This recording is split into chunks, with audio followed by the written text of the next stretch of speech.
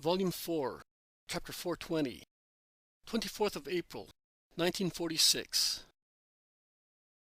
Consider yourselves unprofitable servants.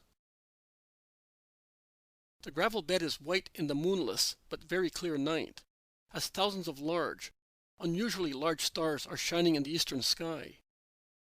It is not an intense light like moonlight, but it is already a pleasant phosphorescence, which enables those with eyes accustomed to darkness to see where they walk and what is around them. Here, on the right-hand side of the wayfarers, who are going up northwards along the river, the mild starlight shows the vegetable border made by canebrakes, willows, and then by tall trees, and as the light is faint, they look like a compact continuous wall, without any interruption, impossible to penetrate, with a gap where a stream or torrent bed, completely dry, draws a white line that runs eastwards and disappears at the first curve of the tiny tributary, now dried up. On the left-hand side, instead, the travelers discern the glittering waters that flow down towards the Dead Sea, grumbling, sighing, rustling, quiet and serene. And between the shining line of the blue indigo waters, in the night, and the dark, opaque mass of grass, bushes and trees, the clear strip of the gravel bed, in places wider, in others narrower, is, now and again, interrupted by tiny ponds, remainders of previous floods, with still a little water, which is slowly absorbed by the soil, and in which there are still some tufts of green grass, which elsewhere is dried up in the gravel bed, parched in the hours of sunshine.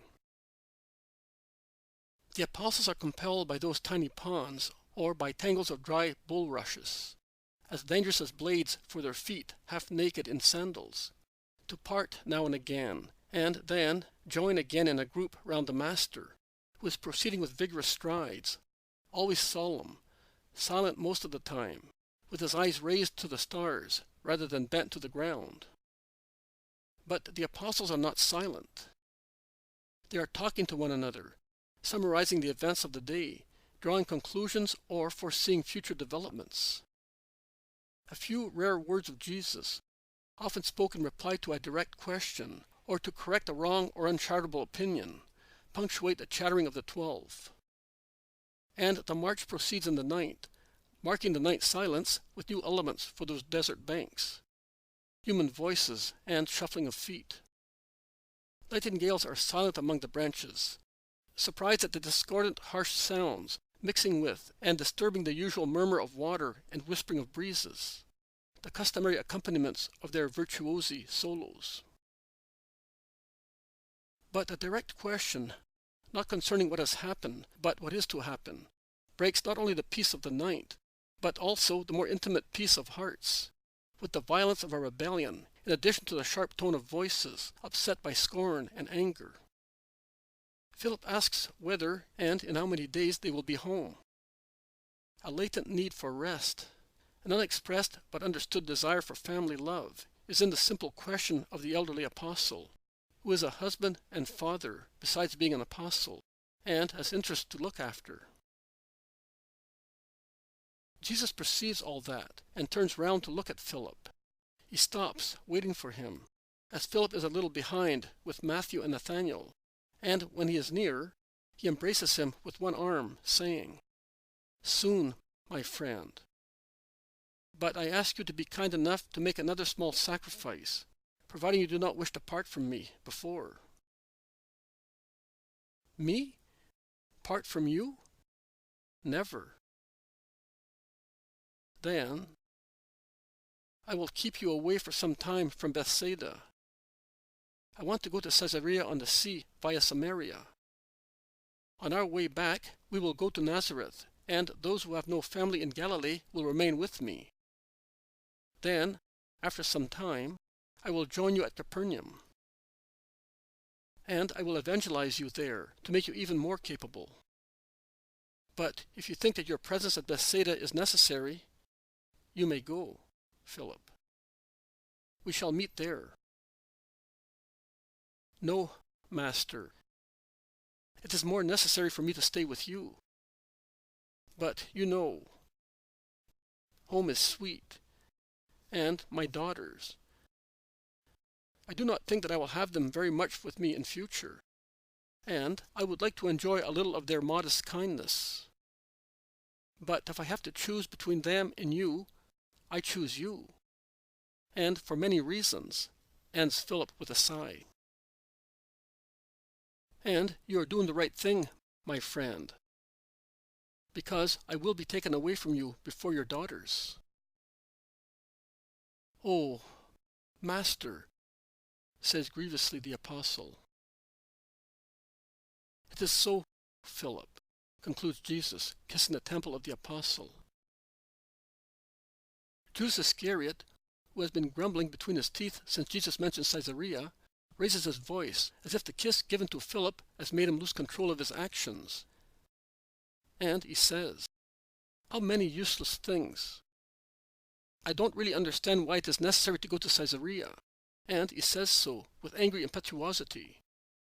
He seems to imply, "And you who want to go there are a fool."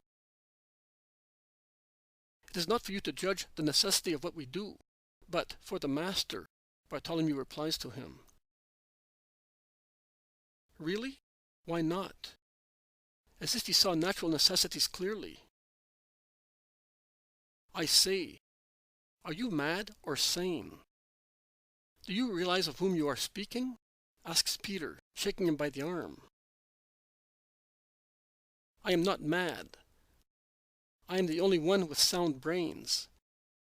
And I know what I am saying. You are saying lovely things. Beg God not to take them into account. Modesty is not your strong point. One might think that you are afraid that by going to Caesarea you might be found out for what you are, says James of Zebedee, Simon Zealot, Thomas and Judas of Alphaeus, respectively. The Iscariot addresses the last one. I have nothing to be afraid of, and you have nothing to find out. But I am tired of seeing that we pass from one error to another, ruining ourselves. Conflicts with the members of the Sanhedrin, arguments with Pharisees. The Romans are the last straw. What? Less than 2 months ago, you were overjoyed. You were full of confidence. You were everything because Claudia was your friend, remarks Bartholomew, ironically, who, being the most uncompromising, is the one who does not rebel against contacts with the Romans, only out of obedience to the Master. Judas is speechless for a moment, because the logic of the ironical remark is obvious, and unless he is prepared to appear illogical, he cannot contradict what he said previously. But he soon collects himself and says, "It is not because of the Romans that I am saying that. I mean because of the Romans as enemies. They, after all, they are only 4 Roman ladies. 4, 5, 6 at most. They promise to help us, and they will. But it is because that will increase the hatred of his enemies, and he does not realize that, and their hatred is intense, Judas. And you know that as well as I do, even better than I do," says Jesus calmly, stressing the word better. Me? Me? What do you mean? Who knows things better than you do? Just now you said that you are aware of necessities and how to make use of them, retorts Jesus. With regard to natural things, yes. I say that you know spiritual matters better than anybody. That is true. But I was just saying to you that you know better than I do unpleasant, disgraceful, natural things, if you wish to call them so, such as hatred of my enemies, such as their purposes. I know nothing. I do not know anything. I swear to it on my soul, on my mother, on Jehovah. That is enough. It is written that you must not swear, orders Jesus with such severity that even his countenance seems to become petrified in the perfection of a statue. Well, I shall not swear. But I must be allowed to say, since I am not a slave, that it is not necessary, that it serves no purpose. On the contrary, it is dangerous to go to Caesarea, to speak to the Romans." "And who told you that that will happen?" asks Jesus. "Who? Everything. You need to make sure of something. You are on the track of He stops, realizing that wrath is making them say too much. He then resumes, "And I tell you that you ought to think also of our interests. You have deprived us of everything: home, earnings, affections, peace. We are persecuted because of you, and we shall be persecuted even later. Because you say so in every possible way, will go away one fine day. But we are staying.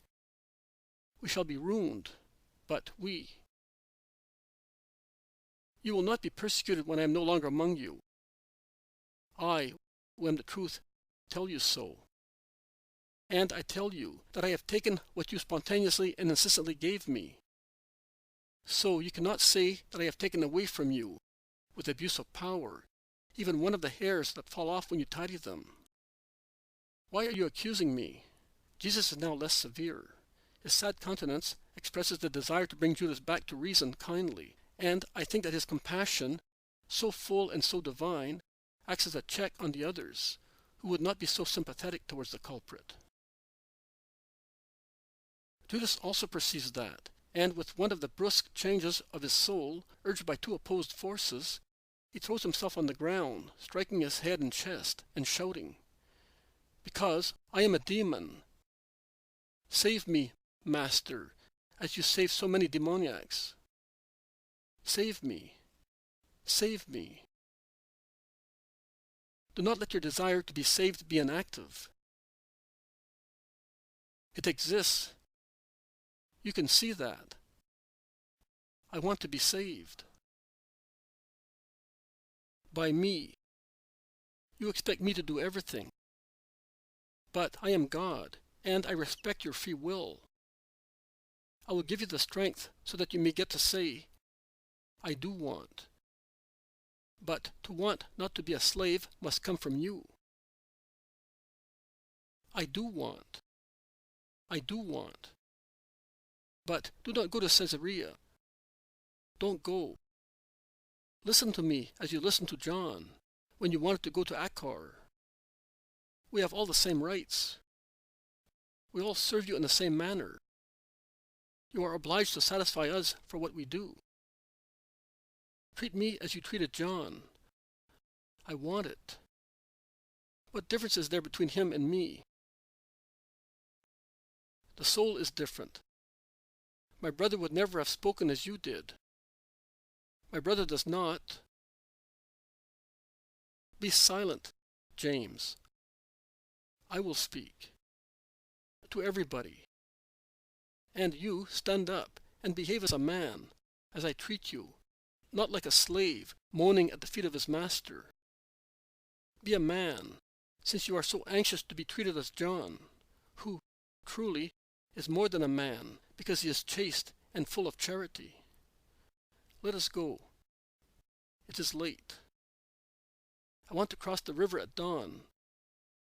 The fishermen will be coming back then, after hauling the lobster pots, and it is easy to find a ferry boat. The moon, in her last days, raises her thin crescent higher and higher. We will be able to walk faster in her increased light. Listen. I solemnly tell you that no one must boast of doing his duty, and exact for that, which is an obligation, special favors. Judas has reminded me that you have given me everything, and he told me that it is my duty to satisfy you for what you do. But just listen. Among you there are some fishermen, some landowners, some own a workshop, and the zealot had a servant. Now, then, when the boat servants, or the men who helped you like servants in the olive grove, in the vineyard, or in the fields, or apprentices in the workshop, or even the faithful servant who looked after the house and meals, finish their work, did you begin to serve them? Is it not so in every house and in every task? Which man, with a servant plowing or minding sheep, or a workman in a workshop, would say to him when he finishes his work, "Go and have your meal immediately"? No one. But whether he comes back from the fields or he lays down his working tools, every master says, "Get my supper laid. Get yourself tidy, and with clean clothes wait on me while I eat and drink." You will eat and drink afterwards. Neither can one say that that is insensibility, because a servant must serve his master, and the master is not obliged to him, because the servant has done what the master had ordered him to do in the morning. Because, while it is true that the master must be kind to his servant, so it is the duty of the servant not to be lazy or a squanderer, but he must cooperate for the welfare of the master who feeds and clothes him. Would you bear your boat assistants, your peasants, workmen, your house servant, to say to you, "Serve me, because I have worked"? I do not think so.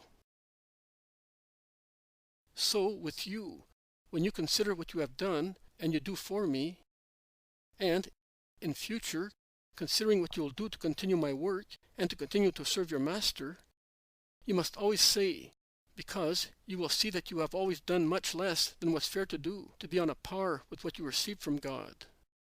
We are unprofitable servants because we have done but our duty. If you reason thus, you will see that you will no longer feel pretensions and bad temper arise in you, and you will act according to justice. Jesus is silent. They are all pensive. Peter nudges John, who is pondering, staring with his blue eyes at the waters, which from indigo have become silver blue in the moonlight, and says to him, "Ask him, when is it that one does more than one's duty? I would like to be able to do more than my duty. I, too, Simon." "I was just thinking of that," replies John with his beautiful smile, and in a loud voice he asks, "Master, tell me, will the man who serves you never be able to do more than his duty to tell you that he thus loves you entirely?" Child, God has given you so much that in all fairness, all your heroism would always be too little. But the Lord is so good that he does not measure what you give him with his infinite measure. He measures it with the limited measure of human capability. And when he sees that you have given without parsimony, with a full measure, overflowing generously, he then says, "This servant of mine has given me more than it was his duty. I will therefore give him the superabundance of my rewards." Oh, how happy I am!